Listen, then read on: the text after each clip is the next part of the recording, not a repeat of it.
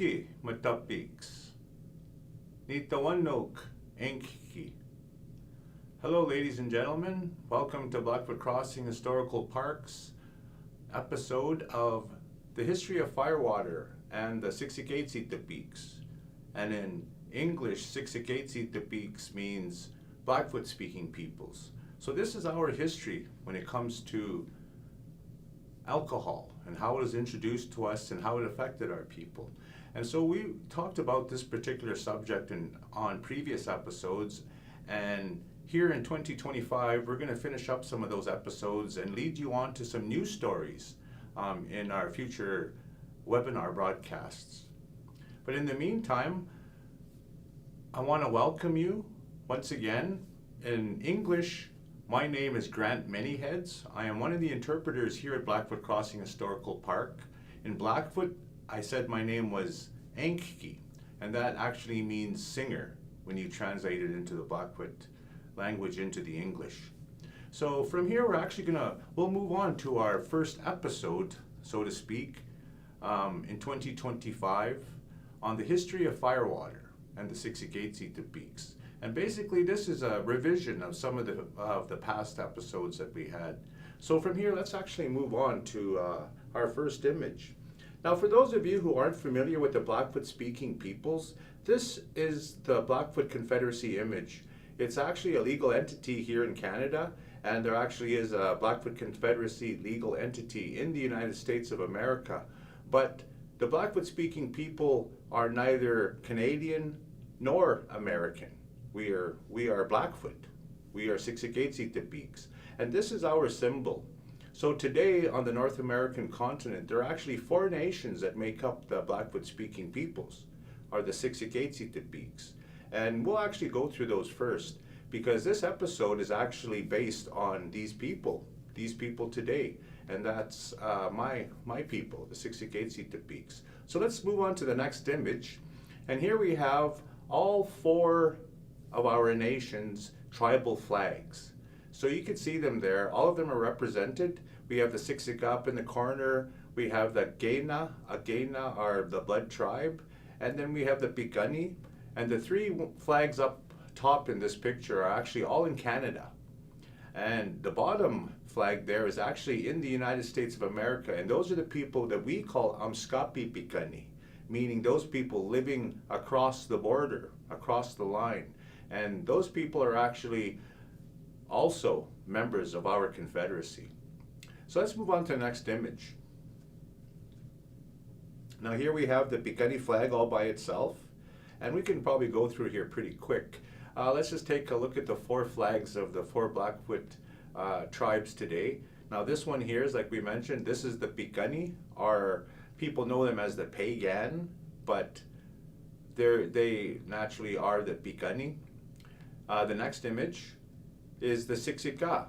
So here the Siksika, actually when it translates into English, it means Blackfoot. So we're the first tribe to actually meet with the quote-unquote white man. So this is the Siksika flag. They're the farthest north and east of all the Blackfoot tribes. The next image. Here's our sister tribe, the Agena. They're known as the blood tribe. And they have the largest reservation here in Canada by land. And this tribe here used to also be known as the or they're still known as the, I'm not even sure if I'm saying it right. And if any of my viewers hear my words and wish to correct me, feel free to call in and do so, because the honest truth is I'm still learning my language as we go along. And there's a lot of new words that are coming at us. So, but I think you'd say Siksikaitsitapiiks. Siksikaitsitapiiks. I'll get it right.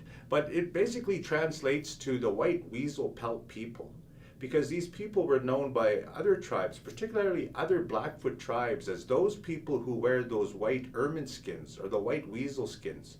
And they had a lot of those white weasel skins on their clothes, which was a special thing, because not just anybody could wear white weasel skins. You had to have the rights to it. So there was a lot of people who had the rights to it living in this particular tribe. And these were regarding a lot of spiritual matters and things as such that most outsiders would not understand. But this is the blood tribe, the Agena. And so if we move on to the next image, here we have the tribe, like I mentioned, that lives in the United States of America. The Americans actually call them Blackfeet, but that's a misnomer because there are no Blackfeet tribes. There's a Blackfoot tribe, as I mentioned, and that's where we're broadcasting from, the Siksikaitsitapi people. But the Siksikaitsitapi, as they properly should be known, are actually pagan. That's the term that they apply to their northern cousins. Well, that's the name that they call them down in the United States of America. But more properly, amongst the Blackfoot people, we call our cousins Siksikaitsitapi, because Siksikaitsitapi means across the border. And you have to understand that border is a new thing to the Blackfoot people. It didn't exist throughout most of our existence up until the 18th century. And then when the border was put in along the 49th parallel, that effectively divided the Blackfoot. So anyways, let's move on to the next image. And here we see all 4 tribes flags that exist today on the North American continent. And together we're known as the Siksikaitsitapiiks. And as I mentioned earlier, in our language, that basically translates to Blackfoot speaking peoples. So this is who our present day story is about when we talk about the history of Firewater and the Siksikaitsitapiiks. So let's actually move on to our next image. Now, for those of you who are not familiar with what the Blackfoot considered our homeland, this is a good map that represents that. Now, there were no true borders, but our people used to wander those lands that the buffalo wandered. In my language, we call the buffalo ini. So wherever that animal roamed on the northern plains, my people followed them. And this goes back into antiquity, literally thousands upon thousands upon thousands upon thousands of years. My people have been on these lands. And since our existence, up until the time that that animal almost went extinct or was extirpated, my people were buffalo people. And so wherever that animal wandered, we followed them. And in fact, in our language, there's a word we would say, nitawasani, that we are the people of the land of the buffalo. So even the Blackfoot don't acknowledge that this land is ours.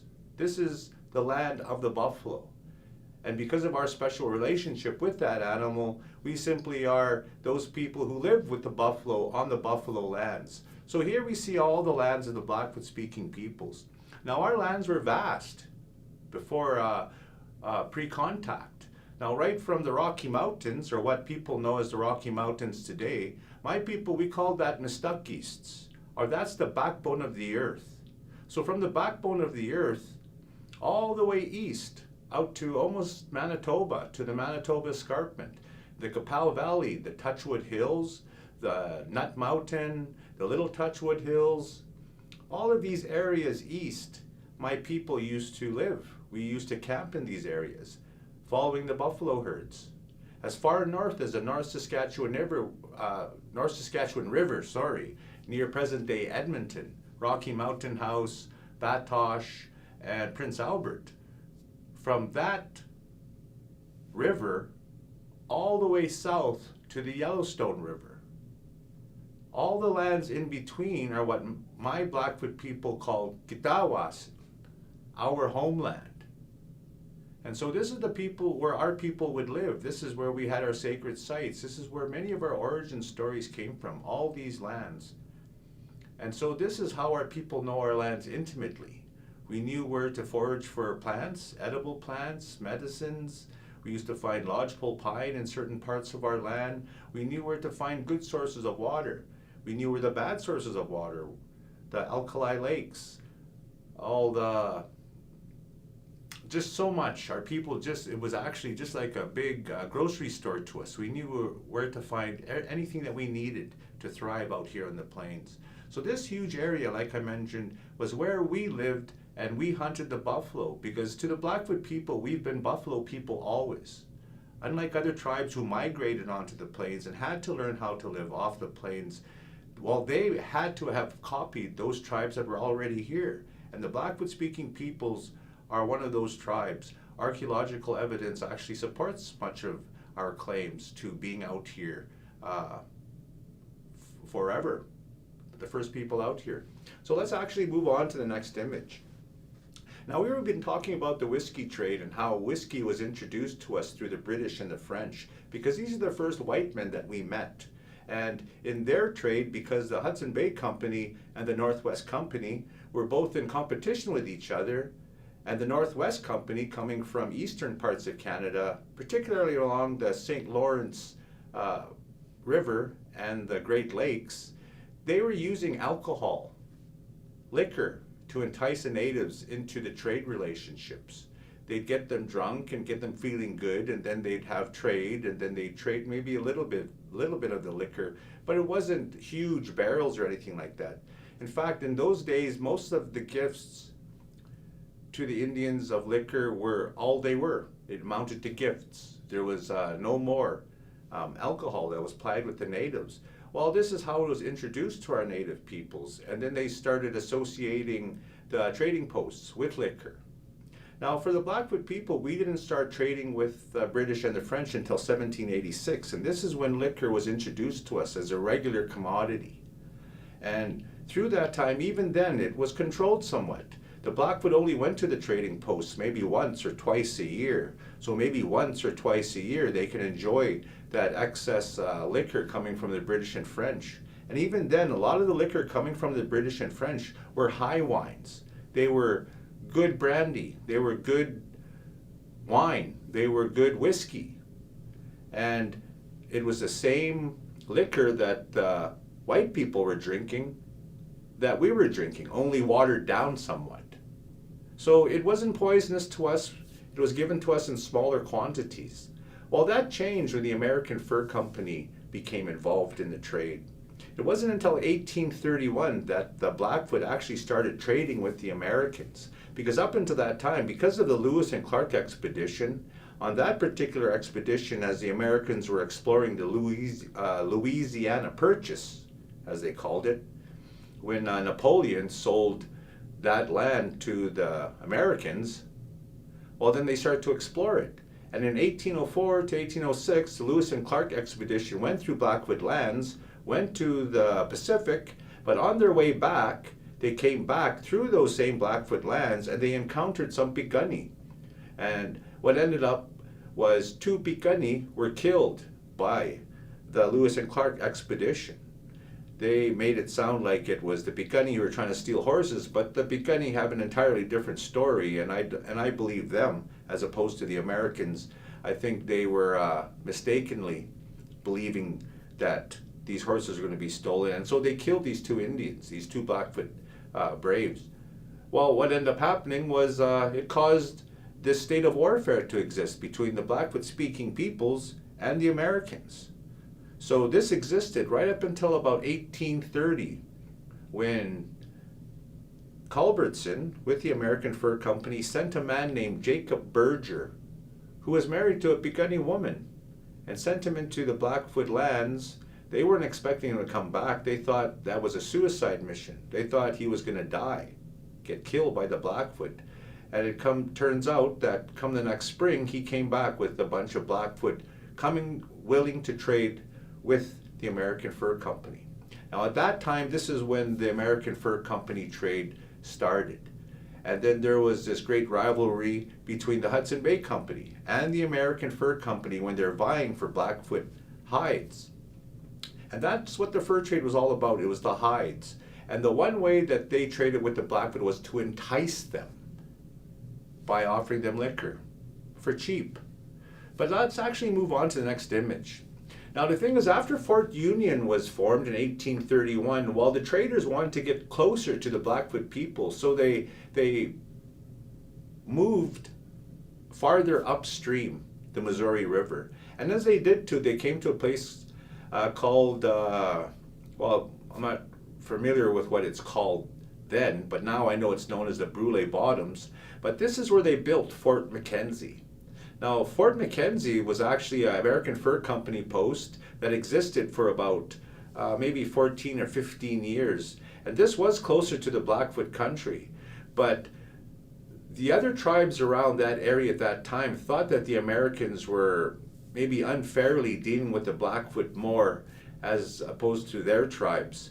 And so on this one particular day, like you see in the picture, these are the Cree and the Assiniboine who decided to attack the Blackfoot that were camped near Fort Mackenzie at that time. There was a lot of death that happened on the part of the Blackfoot. And in fact, a lot of the Blackfoot that were camped there were drunk. A lot of them were just totally drunk. They were hammered, smashed, and they couldn't defend themselves.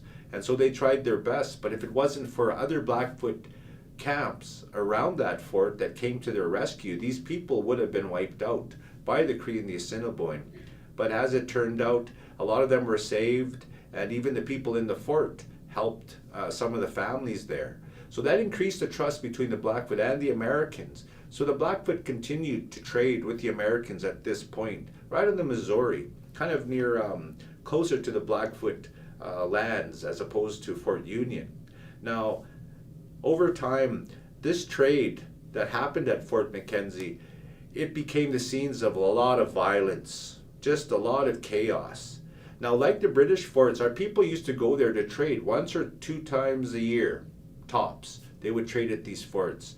And the British and the French, they stayed on the North Saskatchewan. They didn't venture out onto the Blackfoot territory to trade. They stayed where they were at, and the Blackfoot would come to visit them once or twice a year. So the Europeans and the white men were not disruptive to our way of life. We still continued to hunt the buffalo and do the things that we always did for literally thousands of years. Now the Americans are a little bit different. They start moving into the Blackfoot lands. And Fort Mackenzie was one of these places. And unfortunately, the problems that plagued the British and the French forts plagued the American forts. For 2 years out of the year, the Blackfoot would gather at these forts and they would trade their trade goods. But usually there was a lot of alcohol that was given out at first as gifts. And times had changed. This was no longer older men and responsible adults having a sip of the whiskey. This was now young people who had no thought for the future, and these are the ones who were buying the whiskey, bringing in the hides, and these people would get drunk, and sometimes even just on a slight offense, somebody was murdered. So these were really bad times for the Blackfoot people as the trade started to come more and more into our territory, particularly coming from the States. So let's move on to the next image. Now here we have another map of the Blackfoot territory, and you can see right at the northern part, at the very top part of our territory, you can see the British and the French trading forts. And like I mentioned, they were far enough from our hunting grounds that they didn't disrupt our way of life. We actually went up to the forts, and then we'd go back to our lands and hunt the buffalo like we always did. And the British and the French would stay up on the North Saskatchewan. Well, as I mentioned there, you can see at the bottom, here's Fort Union at the confluence of the Yellowstone and the Missouri River, and then the Americans start to move inland. And they built Fort Mackenzie, and eventually they built Fort Benton. So let's move on to the next image. Now, like you could see from the previous map that we looked at, now the Blackfoot have two choices if you want to trade. You can go north to the British and the French, or you can go south to the Americans. And because of this unique position that the Blackfoot were in, we were able to play off both of the competitors, the Americans and the British, where they would offer more and more goods to entice the Blackfoot to come to their post to trade. So here we have the American Fur Company, and this was a trade route. This is the way they came up the Missouri River. So if you see that map there, you can kind of see the slow progression from around the 18th century, from the time of Lewis and Clark, coming up the Missouri River, making their way north and west into the Blackfoot lands. The Americans learned the same as the British and the French, that the prime buffalo hides were all in the Blackfoot territory. And in fact, most of the other animals that they sought after for their fur trade were still in abundance in Blackfoot lands. And that's because the Blackfoot people, our belief and what we thought of the animals more as equals, not as pets, are beings less than us, but as equals, sharing our land with us. Our people weren't inclined to slaughter these animals, not like other tribes did for the fur trade companies. So let's actually move on to the next image. So for a period of time there from about 1831 up until about 1865, the Hudson Bay Company, which was the predominant fur company on the plains in North America, was now having to compete with the newly formed American Fur Company, who are operating right at the edge of Blackfoot lands. So like I mentioned, because of this rivalry, the Blackfoot were able to kind of take advantage of some of this competition. Now, the interesting note is that the American Fur Company were actually made up of a lot of traders who worked for the Northwest Company in Canada, which actually folded and joined with the Hudson Bay Company. Well, a lot of those people who weren't happy with that particular merger, they joined the Americans, and they're the ones who modeled the American Fur Company trade after the British, and that's why they were successful. Because previous to that, most of the American attempts to trade with the Blackfoot were unsuccessful, and a lot of them ended in death and violence. So let's move on to the next image. Now this liquor trade, its effects on the Blackfoot-speaking peoples at first wasn't very disruptive to the Blackfoot-speaking people's lifestyle. Now we were still hunting buffalo, as I mentioned, and with the British and the French, we went to their posts twice a year to trade. And maybe once or twice a year, some people would go on a bender, go on a spree. Maybe they'd get drunk for 2 or 3 days. But then after they were done drinking, they would do some serious trading, bring their robes in, bring in their peltries for trade goods. And this would last for that long, and then the people would go back to their homelands, where it is that they would hunt, where they usually lived, where they usually wintered. And in fact, most of the visits to the trading posts were just before the winter, so the people could get the provisions they need to survive that winter, the hunting goods, etc. So the liquor trade, it wasn't really disruptive to the Blackfoot people at this point. And in fact, when the American Fur Company first started trading in the manner of the British and the French, it was the same way. Our people would go visit the American Fur Companies maybe once or twice a year to trade our peltries, our goods. And this was basically how it happened right up until about 1865, where things changed. And because in 1865, this is when the American Fur Company actually dissolved. And in 1862, the Hudson Bay Company ceased using liquor as a commodity. So they weren't trading it or giving it out as gifts. So this very much affected Blackfoot-speaking peoples. But let's move on to the next image. Now here we're talking about great changes, and this is about 1850. Now in 1850, that's when Fort Benton actually opened its doors for business. It was actually a little fort, kind of part of the American Fur Company trading post. And then as they started to realize it was a good spot, particularly for trade, they built the walls up on this fort. They built adobe walls, bricks, and then it became looking more like this particular picture. And then on Christmas Day in 1850, it officially became Fort Benton. And it was the trader Alexander Culbertson who actually opened this post. Now, the interesting thing about Alexander Culbertson is he was the one who was instrumental in bringing this peace between the Americans and the Blackfoot, because his wife was actually a blood tribe. How would you use it? I don't even know what word I'm using. Not Indian, but from the blood tribe. She was from the blood tribe, and her brother was actually seen from afar. And so she came from a very powerful family. And it was because of that relationship, because his wife was related to all these important Blackfoot people, Blackfoot leaders, that she's the one that actually got them to come and visit her new home, this fort, Fort Benton. So Fort Benton actually became the seat, the capital in Montana Territory for settlement. This was where everybody came to first before they went anyplace else in Montana. The miners came up to Fort Benton, the cowboys, the soldiers, all the people came up to Fort Benton, because by 1862, now you can get to Fort Benton on a steamboat. And that, that changed the dynamic of the trade, because the Hudson Bay Company were still using canoes to get up and down the North Saskatchewan all the way out to the Hudson's Bay. And that's how they moved their furs and moved their trade goods. Well, now the Americans were sending steamboats that could bring up hundreds, if not thousands of people into Fort Benton and ship down thousands and thousands of buffalo robes and pelts into St. Louis for the fur trade. So Fort Benton became the capital of this new area. It was the hub of the whiskey trade. This is where all the warehouses were for the furs, for the whiskey. This is where the saloons and the inns and all of these places that sprung up among this one little town, Fort Benton. So let's move on to the next image.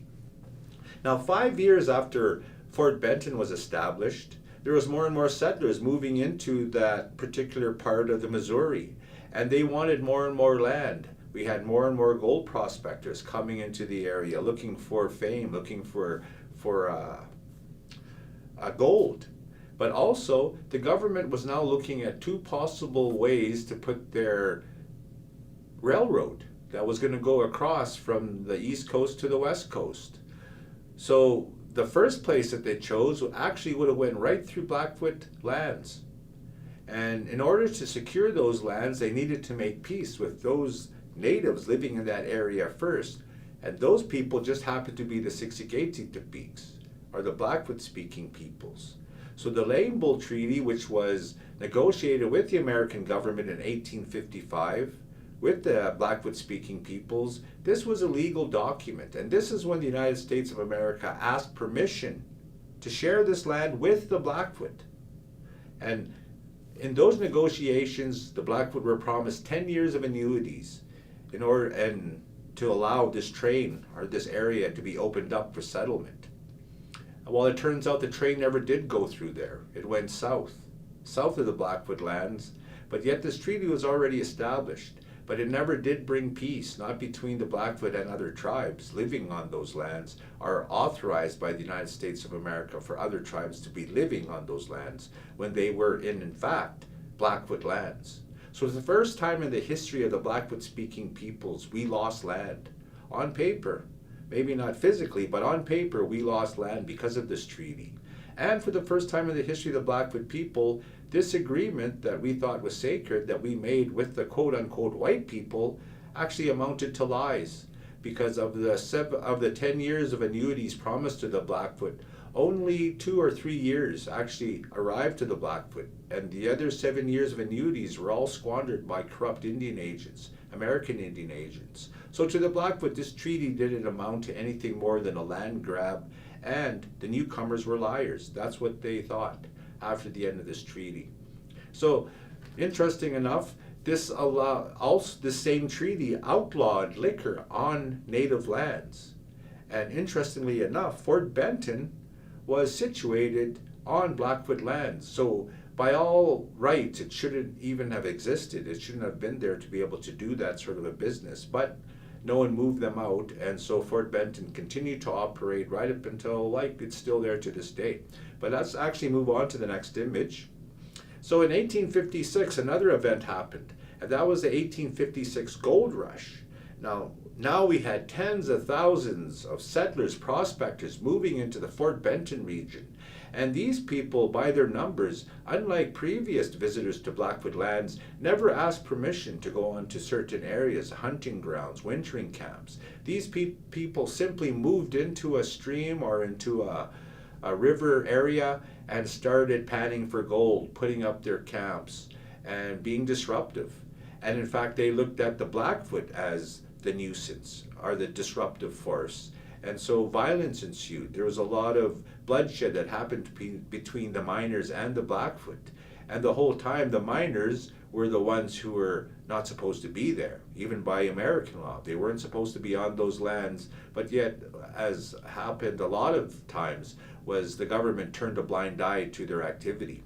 So in 1856, this gold rush literally brought up tens of thousands of new settlers into Blackfoot lands, especially at our southern border. So as we move on to the next image, as I mentioned, here at Fort Benton in 1862, the steamboats are coming into this town. They're the farthest inland post in the world. These steamboats could leave the Gulf of Mexico, travel up the Mississippi, travel up the Missouri, and go as far as the Great Falls of the Montana, which is where Fort Benton was, And they could go all the way back down to the Gulf of Mexico, stopping in St. Louis along the way, which was the capital of the fur trade in the United States of America at that time. So because of this traffic, more and more settlers were moving into the Montana territories. And because of this, there were more and more people who weren't obeying protocols when dealing with the Blackfoot people. So a lot of violence ensued, erupted because of this. So let's move on to our next image.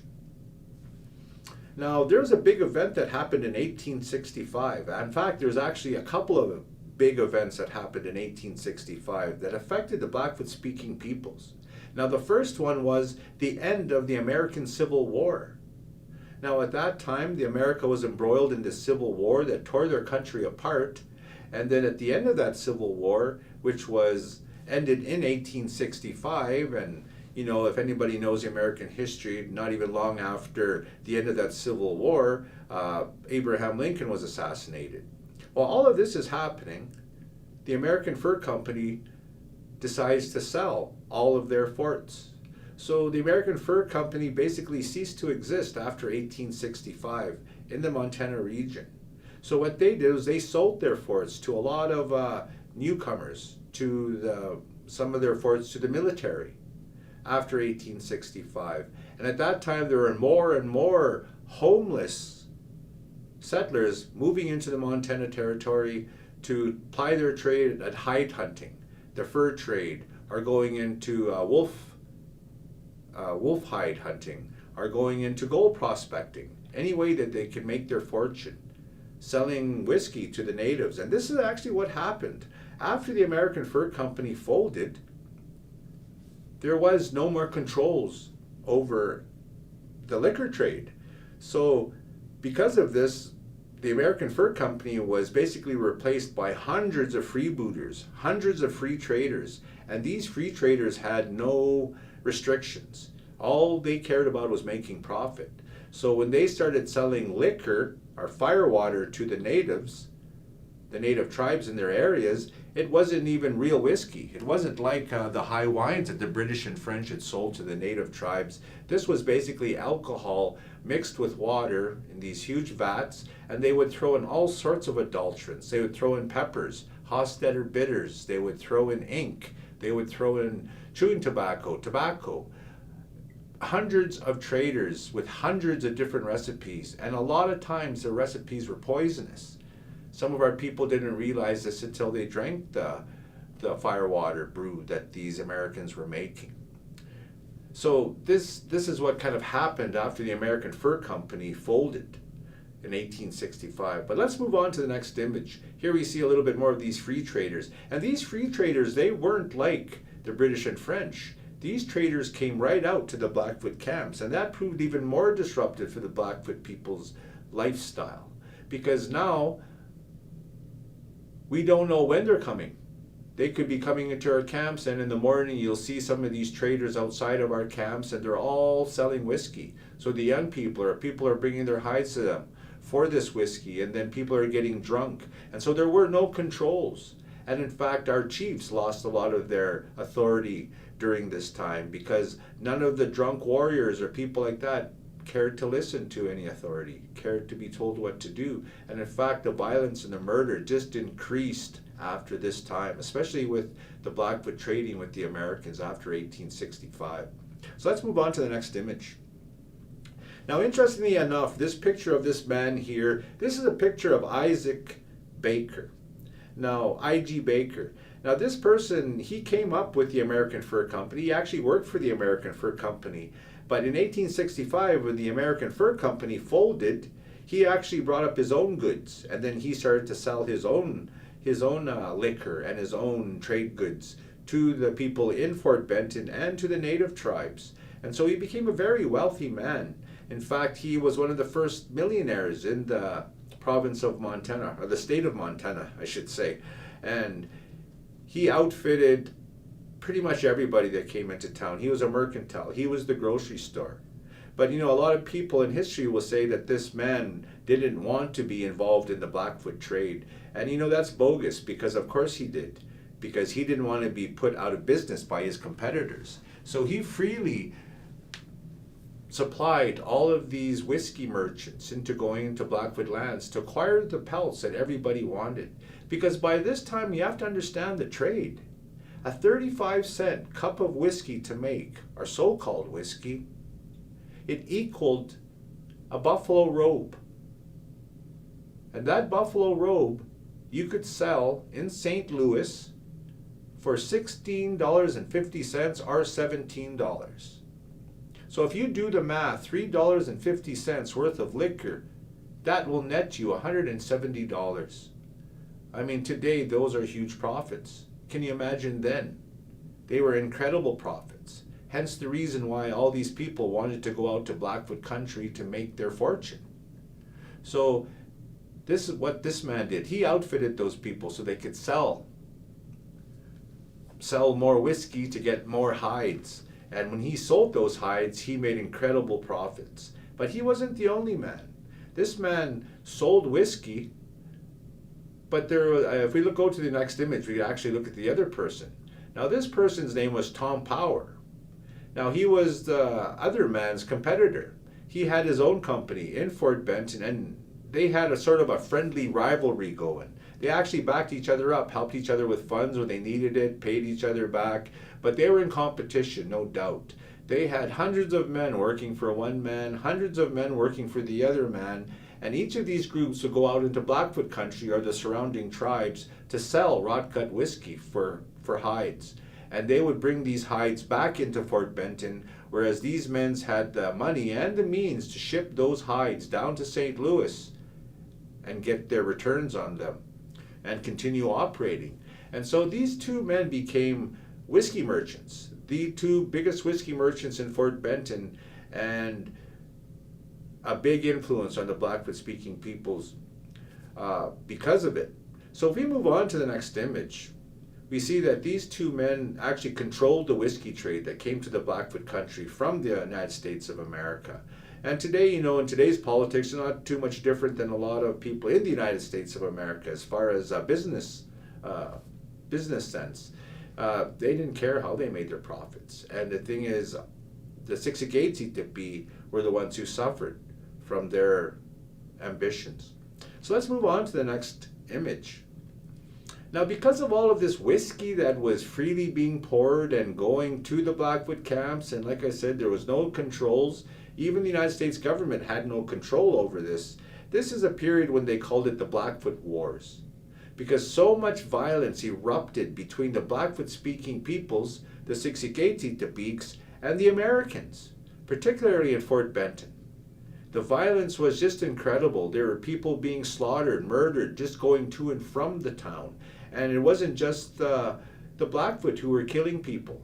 The Fort Bentonites themselves were committing all sorts of atrocities. In fact, one of the things that they did is they hung up 4 Blackfoot Indians, or 4 Blackfoot people, from a tree. So people going into the town of Fort Benton would see them. And on these 4 natives was a sign that said, "These are 4 good Indians." Well, when the Blackfoot saw that, that's when Chief Bullshead, who was related to these people, he actually went on his war party, his war rampage, where he burnt down all the government farms and killed some of the herdsmen and some of the people here in the United States of America because of that affront. So this is how bad things had got. And a lot of it was all directly blamed on the whiskey trade. That if this whiskey trade did not exist, uncontrolled as such, that there wouldn't be so much violence. But because it was uncontrolled, the relationship between the Americans, particularly from Fort Benton, and the Blackfoot just went downhill. And this was even after the Lame Bull Treaty in 1855. So let's move on to the next image. Now this is a little bit more about the Blackfoot Wars. See, these were traders. They would just leave the town of Fort Benton, middle of the night. They'd bring out their whiskey, go trade with the natives under the cover of darkness. And then maybe the native peoples would get drunk. Maybe something bad happened because of this sort of trade. But this was a sort of trade that was happening in the United States of America with the Blackfoot at that time. And the reason why is because the trading of liquor with native tribes in the United States of America was basically illegal, even for their people. To trade liquor with any of the native tribes was against the intercourse law of 1836.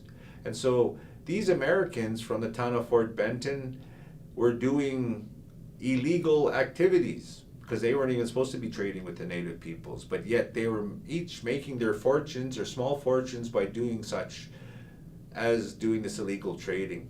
So, like I mentioned, this was all part of this Blackfoot War, the bad feelings and the bad relationship that the Siksikaitsitapiiks had with the Americans at that time, all because of the whiskey trade. So let's move on to the next image. Now, the thing is, the Americans did try to control it somewhat. When they knew that these unlicensed whiskey traders, all these freebooters were flooding the land, they made it illegal, and they brought out their military, and they brought out their U.S. Marshals to stem that trade. They weren't successful in stemming it, but they did stop a lot of people from doing that sort of trade. And one of the ways that they were able to rat on other competitors was to actually license some of these competitors. So they did license 2 companies to trade with the Blackfoot legitimately, no alcohol, but trade goods. And these people were put up near Blackfoot country, up near the Blackfoot, where the Blackfoot were living at that time. And in the meantime, these unlicensed whiskey traders would go out by their hundreds, and usually they intercepted the Blackfoot before the Blackfoot even arrived at these licensed trading posts. And so they would intercept these Blackfoot, get all the furs, and then sell their whiskey, and they really weren't able to stem that whiskey trade. And so even the licensed traders complained to the government that there was no way for them to make a profit because these unlicensed whiskey traders were getting all the profits. And they wouldn't stop because they were making profits off the Blackfoot people. So this whole whiskey trade, there was just simply, even though there were laws from the British and laws from the Americans saying that no one's supposed to be selling liquor to the native tribes, period, it was still getting through to the tribes, all of this illegal liquor. And it was truly devastating. Because during this time from 1865 right up until about 1870 in the United States of America, our people are already starting to suffer from the effects of this whiskey trade. So these unlicensed whiskey traders, as I mentioned, they had no controls at all, and they had no morals. They wanted to make profits. And so they would get their liquor from Fort Benton, and they would make their way into the Blackfoot camps or other tribes, and they would sell their liquor for robes, and they did this continuously. And more often than not, this caused nothing but chaos and misery in the tribes that they just visited with their rot-gut Firewater whiskey. So let's move on to the next image. Now, the reason why the Blackfoot traded with the Americans so much was because they offered us more goods. And that was one of the handoffs why the Americans were popular with the Blackfoot, was because they offered more items that the British didn't have. They had things like items, more junk goods, but these are things our people had never seen before. Things like flasks or for whiskey, or lighters, or maybe not lighters, but strike light pouches, and all these different types of things that our people have never seen before. Now the Americans, which may be their excess, this is what they're selling to the Blackfoot. And so the Blackfoot would flock to the American whiskey posts in the trading seasons to get all these little curious goods that they were bringing up. They were bringing up the same goods as the British, the Hudson Bay Company, but they were bringing up more. So hence the Blackfoot sort of favoring these different fur companies for trade goods. And all they wanted was buffalo hides, because by this time that was the hide that the white people wanted. And early in the fur trade, the white people wanted the beaver skins. That was because of the fashion industry in Europe, the fur trade. Well, by this time, they were no longer using beaver skins for hats and such. They had felt. What they were using was the buffalo robes, because what they found out was that these buffalo robes made the best fan belts in the world. You treat this buffalo robe, you cut it into fan belts, and you could run all of those machines that the white man needed for his industrial revolution, because there was thousands and thousands of machines needing pulleys, needing fan belts, and the buffalo provided the best. And so people ever wonder what happened to all those tens of millions of buffalo, well, that's what happened to them. The Industrial Revolution turned them all into fan belts. That's what happened to them. And so that's what this predominantly was trade for buffalo hides in exchange for trade goods coming from the American Fur Company, or the American freebooters even.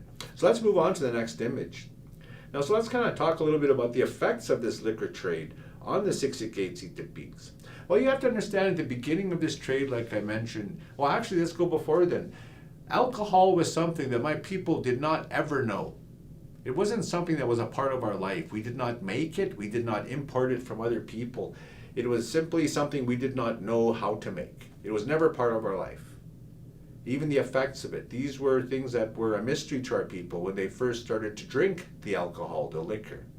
And so you'd feel 10 feet tall. You'd feel bigger than you really are. You'd have all these sorts of feelings. And these are the things that our people weren't used to dealing with, especially when it came to intoxicants. So to the Blackfoot people, we never had intoxicants. We never drank intoxicants, not throughout our thousands of years of existence did we ever drink alcohol. And so when it was first introduced to us, we didn't even know what to call it. So our people started to say, napiochki, or the white man's water. And we knew it did something to you. So our people would start to, but even then, we didn't buy it from the British or from the French. They gave it as gifts to entice us to trade. So they'd give us small quantities, enough to make you feel a little different or so, and then we would go in and we would trade. And this lasted for like 100 years or so before it changed. And during this time, when they were enticing the people to come into trade, it was only those people who had power, our chiefs, our older men. These are the ones who would drink the alcohol. The younger people never touched it. And so that's why to the Blackfoot, if an older man were to get drunk and maybe start acting a little bit differently, they could forgive him for it because of his age, because he's old enough to do it. And not everybody was drinking. Maybe you just 30 people out of 500. I don't know. But there wasn't a lot of people drinking during this time when the liquor first came to our people through the British and the French. And then when the Americans started to trade with us, it was sort of the same way, but then things started to change after that. Big time. Because now with the Americans coming right into our camps, it wasn't just left for our older people, our distinguished, or the older people who have the right to be able to sit down and drink this alcohol. Now it was anybody, the young people. People were drinking this, people who had no regard for tomorrow. They started to drink the alcohol, and that changed things because now it wasn't limited to once or 2 times a year visits to the forts. Now it was happening right in our camps daily. And so the violence and the chaos that came with it, this started to infect our people even more and more, particularly from after 1865, right up until 1870 in the United States of America. So during this time, there was a lot of other things that changed. For the first time in our whiskey counts, as winter counts, as Blackfoot people, you start to see those social issues start to arrive during this time. Our people loved our children. We did not abandon our children ever, nor did we abandon family. That was just something that the Blackfoot lifestyle would not afford you to do. But during the times of the alcohol, this is for the first time in our history we start to see things like family violence, like spousal abuse, husbands beating or killing their wives, neglecting or beating your children, killing your best friend, doing things that our people never did before in our entire history as Blackfoot speaking peoples. Now that's changed because of the alcohol. At first, it was isolated to a few isolated events, but then by time of the American whiskey trade in 1865, these were becoming daily events. And that great unity that united the Siksikaitsitapi tribes, that was our famous strength. One tribe gets in trouble, you got 3 other tribes that will back you up against any of your problems or neighboring tribes. That was always our famous strength. But come the unity, come the whiskey trade, that unity was gone. Because those tribes that were given to drinking alcohol while those chiefs of tribes that couldn't trust the chiefs of other tribes that were. And so this unity was gone, and a lot of the enemy tribes took advantage of this, and also a lot of settlers and people wanting to hunt on Blackfoot lands were now doing so because they realized that the Blackfoot, some of them were suffering. Either they were drunk, drinking, or some of them had sold everything they had, that they no longer had the weapons and the horses and the strength that they had to be able to be a threat. So all of these things were happening to the Blackfoot-speaking peoples after 1865, after the American Civil War. And actually, let's move on to the next image. So, like I mentioned, not all the families were given to drinking alcohol. A lot of families stayed away from it. A lot of tribes would not allow it in their camps. A lot of chiefs, like our Chief Crowfoot, Isapumaksika, the story goes is that he wouldn't allow alcohol, our people being drunk, in his camp. And so the soldiers or the warriors would keep those people away until they were sober. But as I mentioned, that's what weakened us, because now we couldn't trust one another. And this is what the liquor trade did to the Blackfoot-speaking peoples. So all these quarrels, things were starting to amplify. As I mentioned, they were at first isolated events, trading with the British and the French. But by the time 1850, 1865 came along and the Americans were a part of that trade, the violence was daily. Because now we weren't visiting those posts, now those traders were coming into our camps. So let's actually move on to the next image. Now all of this is going to be a part of the next webinar that we have, and that's going to be basically a continuation of the story from here, which is kind of a synopsis of the past episodes we've had regarding the history of Firewater and the Blackfoot-speaking peoples, the Siksikaitsitapiiks. So on that previous map, if we can actually go back to that map, that's how the that's how the whiskey trade, coming from America, coming from the end of the Civil War, 1865, how it's progressed and made its way northward. Because by 1869, a Northwest Fur Company trader, and that was a licensed company, the Northwest Fur Company, they had a trader and his name was John Ripplinger. Now John Ripplinger, who was a licensed trader, was trying to get away from all these unlicensed traders that were closer to Fort Benton, up in the rivers there, towards the Missouri. Well, he decided he wanted to trade with the Blackfoot in pots and pans and legal trade goods closer to the Blackfoot, near their country. So he actually built a post right just kind of near the British possessions, as they called it, but outside of the jurisdiction of the United States of America. And it was because of this post and the amount of Blackfoot that were coming to this post to trade that the whiskey trade actually moved across the line from the United States of America into the British possessions, as they called it then, which was Blackfoot country. And that trade brought on a whole lot of advancements for our people, but bottom line, that was how we were a part of the creation of the country they call Canada. That was the Blackfoot part, this history to come in the future episodes. So I think today we could actually end there, but as you did see earlier, there were a number of books that were coming down, and I would encourage any of you who are studying this part of Blackfoot history. There are literally hundreds, if not thousands, of books out there that you can go through. But if you want to get a good, kind of an accurate history based on dates and based on true times and the activities and things that happened at that time, please review the books that you'll see after this. Those are 4 books that you can get in any library, and those will basically fill in the blanks of this story that I've told you today. If you had any questions, please contact us at programs@Blackfoot Crossing for any questions you may have, any suggestions you may have. And I beg you, please, if you do, send some of this emails into us asking these questions. But other than that, we'll have a future episode coming up in March here, and we'll talk a little bit more about the whoop-up trade.